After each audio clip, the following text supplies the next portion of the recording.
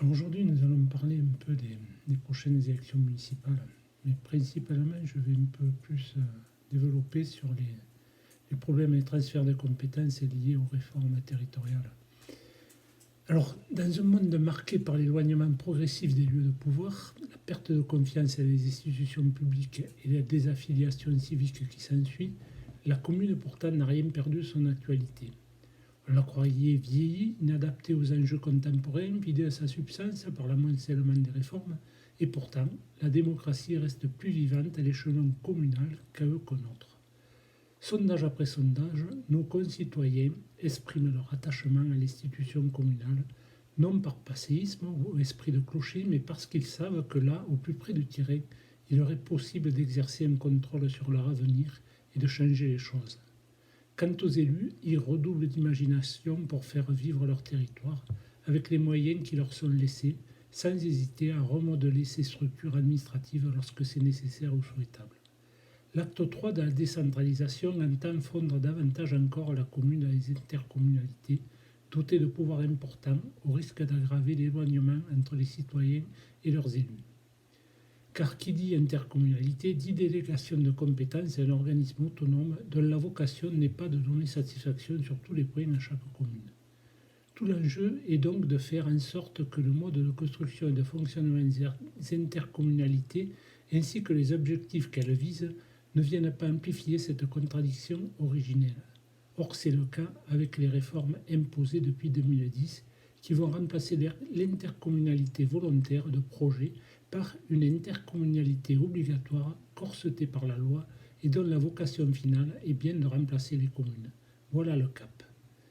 On a des intercommunalités dont la composition des conseils résulte à 90% de l'application des règles imposées et non de négociation, posant ainsi la question de la représentation des petites communes, voire parfois des communes moyennes en leur sein.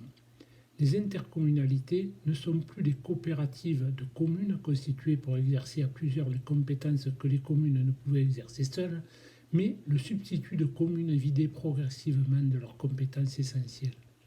Depuis le 1er janvier 2014, les 36 700 communes françaises ont l'obligation de faire partie d'une communauté de communes, d'une communauté d'agglomération ou d'être rattachées à une métropole.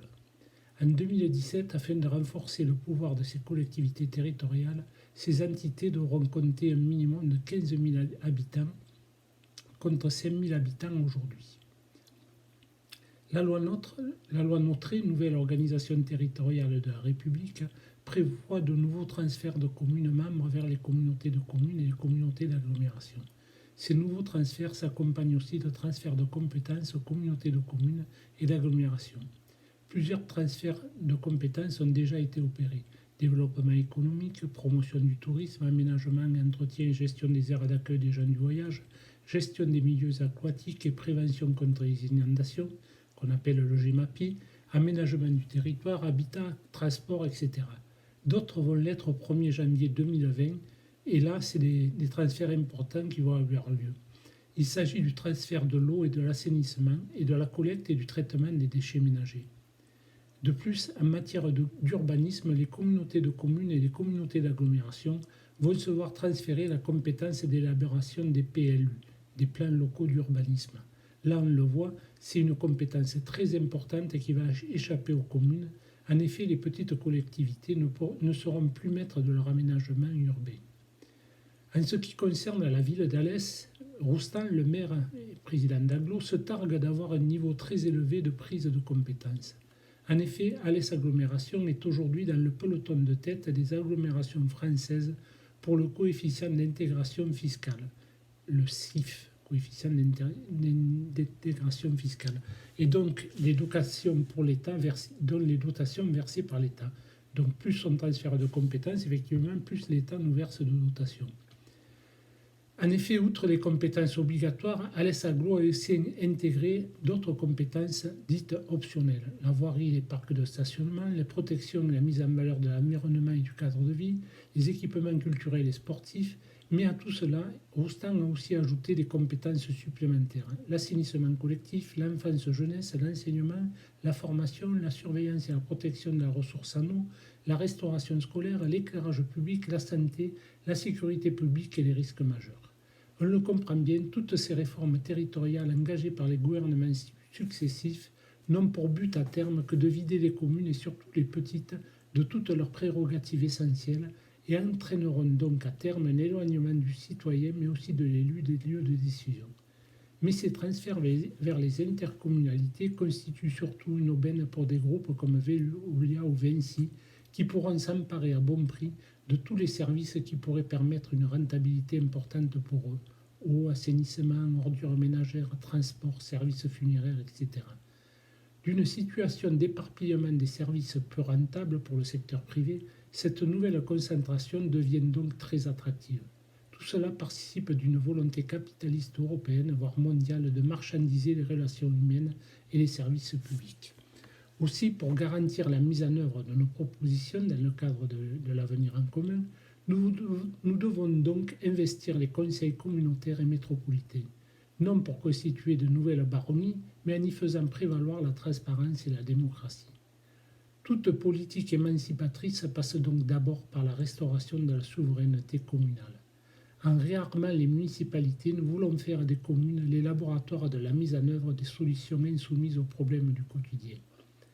Des lieux démocratiques de l'implication citoyenne expérimentant les pratiques à venir de la Sixième République. Des points d'appui de la résistance à la politique de Macron pour préparer les conquêtes à venir. Nous voulons restaurer la souveraineté citoyenne par une cogestion citoyenne des biens communs et le refus de l'emprise du privé dans les secteurs publics. Pour cela, nous revendiquons les points suivants. Non-reconduction et si possible annulation des délégations de services publics et mise en place de régies publiques communales ou intercommunales de l'eau, des transports, de la gestion des déchets, de la cantine scolaire, des services funéraires pour garantir leur contrôle public et leur cogestion citoyenne. Installation de comités des usagers des services publics délibérant sur les évolutions et les choix qui les concernent, associant les agents et les élus. Refuser tout transfert facultatif de compétences aux intercommunalités pour préserver la démocratie et la proximité du service public. Et enfin, refuser tout nouveau partenariat public-privé, les PPP, où l'on privatise les profits et où l'on socialise les pertes, et commander une expertise juridique et financière en vue de dénoncer ces PPP, partenariat public-privé, pour tout ce qui est existant. Voilà, merci.